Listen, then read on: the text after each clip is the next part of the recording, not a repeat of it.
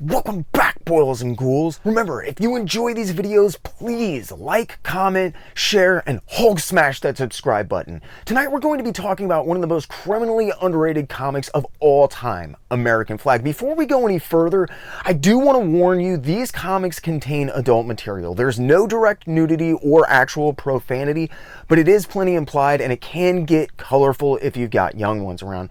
Now that we've got that out of the way though, let's talk about exactly why I'm doing an episode on American Flagg. Firstly, with a story that could have been extraordinarily heavy with preachy social agendas and political propaganda, I think it is extremely interesting that Howard Chaykin chose to instead remain firmly tongue-in-cheek, wholly devoted to comedic brevity throughout. This isn't to say I think the book is vapid or doesn't have anything to say, far from it. In fact, I don't think people fully appreciate the level of intricacy with which Chaykin crafted the corporate universe of American Flagg or its cast of reprehensible denizens. The risque and more outlandish elements of the story at times distract people from the lush amount of layering present in the writing and the storytelling of American Flagg. While I always considered this kind of attention to detail and the corresponding demand on a reader's part to really pay attention and dissect every panel as one of the title's greatest strengths, apparently not everyone agrees with me. Chaykin himself has said repeatedly that the demands American Flagg made of its readers has always limited its reach and its appreciation. And honestly, I think he might be right, but there are other factors at play here as well. American Flagg is a title that the younger generation is all but completely unaware of at this point. There's still a lot of kids from the 80s that bought issues of American Flagg that never actually took the time to read it. While recognized inside of the industry as one of the most pivotal publications in recent history, despite winning numerous awards, as well as earning an extremely positive critical response when it was released, American Flagg has somehow continually failed to find its place among comic book readers and its rightful place in history. Admittedly, it isn't a superhero book and it wasn't published by Marvel or DC, but these shouldn't be deterrents, they should be accolades. American Flagg belongs on a list of important publications from the 80s alongside the seminal superhero work which it paved the way for, like The Dark Knight Returns and Watchmen. Unfortunately, American Flagg was released by the small upstart First Comics into an oversaturated market and has continuously floundered during its lengthy existence. With this in mind, I thought we would talk just a little bit about American Flagg in general, and as always, I'll share some interesting bits of trivia and historical information along the way.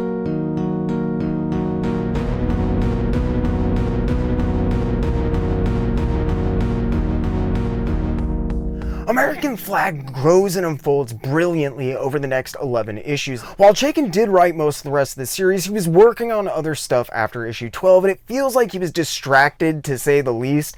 I think that it was his singular omnipresence in nearly every facet of these first 12 issues, from start to finish, that make them so interesting and intensely focused as a work of visual storytelling.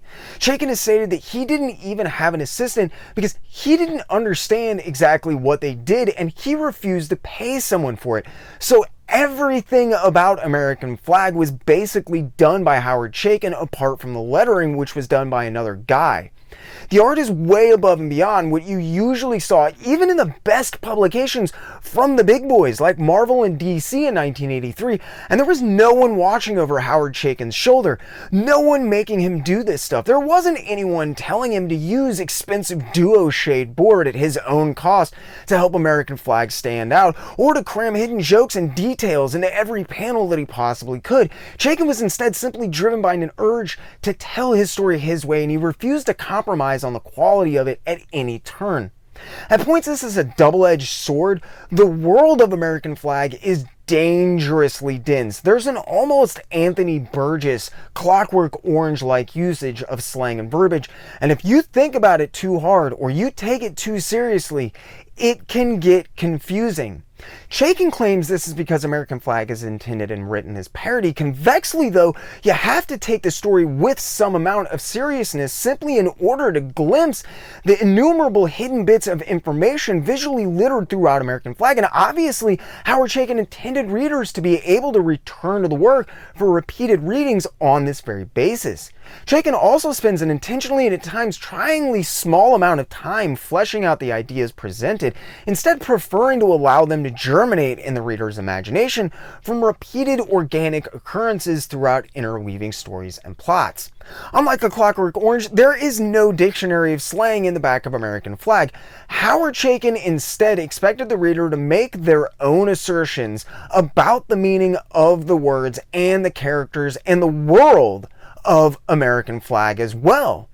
Usually in comics, you get a very one-dimensional, stereotypical, stiff-jawed do-gooder in the vein of a traditional superhero, or you get the ambivalent anti-hero like Judge Dredd, the voice of what passes for reason in the midst of chaos. And while he might sound like his world bears more than a slight resemblance to Dredd's, Reuben Flagg is none of these things. He's the antithesis of what people think he's going to be, especially the reader. He's constantly growing and evolving as a character. His perception of the world and the people in it are constantly changing and informing his actions and his beliefs. While he's still the same character, Reuben Flagg truly evolves over the course of American Flagg, and it is infinitely refreshing to read something so different than the usual fodder that we're presented with.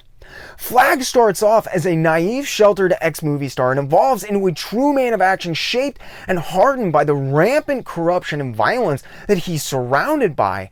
As I mentioned before, Howard Chaykin has stated in interviews repeatedly that he didn't have an assistant, was doing the story and art basically alone. While this tremendous workload would eventually prove too much for Chaykin, who disastrously left the series in other people's hands after the 12th issue because of it, it's also probably the main reason the voice and the style of American Flagg is so unique and original. It's basically one man's vision from start to finish, and you don't see that often. I think it was Chaykin's sole involvement with the better part of the book that allowed Flagg to evolve so complexly and yet organically at the same time. There wasn't a new writer who jumped on the series and wanted to try their own thing on the book. There wasn't a new artist who wanted to shake the look of things up, at least not yet. In these original 12 issues, Chaykin painstakingly lays out every detail of a world that he's designed down to the last bolt in his brain to the reader, both visually and with the story. Chaykin has stated in interviews that he personally held himself to a rigidly high standard when it came to the art and writing on American Flagg, despite or perhaps because of the fact no one else was. I think that the truth in this statement can be seen in every little hidden message and in-joke throughout American Flagg, all of which add something to the story or build the universe, and none of which are needless toss-aways. While many creators spend their entire lives fighting for the level of control and freedom that Howard Chaykin enjoyed on American Flagg, few of them are prepared for the workload that comes with it. Howard Chaykin unfortunately proved no exception to this either. The workload eventually just burnt him out. He wanted to work on other stuff, but American Flagg took up all of his time, which would lead to his eventual departure from the series in varying degrees after the 12th issue. The art in these early American Flagg issues is absolutely fantastic in my opinion. I've always been a big fan of duo shade, and it's used to wonderful effect here. The imagery is filled with all types of crazy details, and it just seems like about any panel you look at, there's some little joke or detail layered in there that casual readers are never going to catch, and even some astute readers will miss on the first pass or two. This attention to detail, teamed with the intensely original storytelling, make American Flagg one of the most interesting comics that I have ever read. The fact Chaykin was able to tell a story so prescient, so successfully in the sense of character and world building, while still staying true to the story's satirical roots rather than devolving into political rantings, is extremely commendable as well. Given the fairly low profile of the publisher and what I can't imagine was a very watchful eye from First Comics, who was stretched thin with multiple lawsuits for the entirety of his tenure there, the freedoms allowed to Howard Chaykin on American Flagg were virtually unlimited. In fact, First Comics actually operated in a fairly interesting way. Creators were allowed to retain the rights to their characters. However, if they did, they were solely responsible for the production of the book on their own and first would only handle printing and promotion. Chaykin was basically plotting, scripting, penciling, inking, coloring, and laying out American Flagg on his own, with the only other person who really worked on the series handling the lettering. With no assistant and no publisher to fall back on, American Flagg really was the work of Howard Chaykin all on his lonesome. Even more interestingly, given the quality of the end product, apparently Howard Chaykin only did American Flagg to get out of debt. When he was first approached by First Comics, he had absolutely no interest in working for them and didn't even have a basic idea for American Flagg yet. When First Comics offered him a very reasonable deal that would provide him with a way to escape the massive amount of debt that he had managed to accrue while working under his previous publisher, however, Chaykin hesitantly agreed. Chaykin usually only worked with companies that he could talk to and meet in person on a daily basis, but he decided to take a shot on First Comics because the deal was so good. Essentially working for the paycheck alone, having to come up with the plot and the pitch specifically for First Comics after deciding to work with them, I feel it speaks volumes about Howard Chaykin and his dedication to the craft when you examine the extremely high standards he held himself to artistically and story-wise. Ironically, Chaykin still says that he has no idea why the series was offered him in the first place or why the offer was such a good one, postulating that it was likely because he happened to get along really well with everyone involved. This is funny considering one of the main reasons many people have never heard of American Flagg, despite the title's high quality and initial warm response with readers and critics, is Howard Chaykin's caustic personality and inescapable proclivity to make powerful enemies. A good example of this is the Comics Journal, who often throw their weight behind books like American Flagg, which deal with more mature themes to help spread the word. The original 79 Comics Journal interview with Chaykin was partially conducted by a woman named Marilyn Bathke, who wasn't really affiliated with the Comics Journal and definitely didn't share their views on a lot of the hot topic politics of the late 70s comic scene.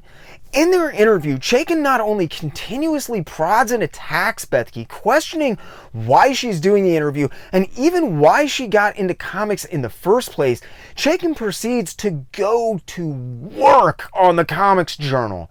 The interview is then literally interrupted with an addendum interview conducted by Gary Groth addressing the less than kind things that Chaykin had to say about the Comics Journal.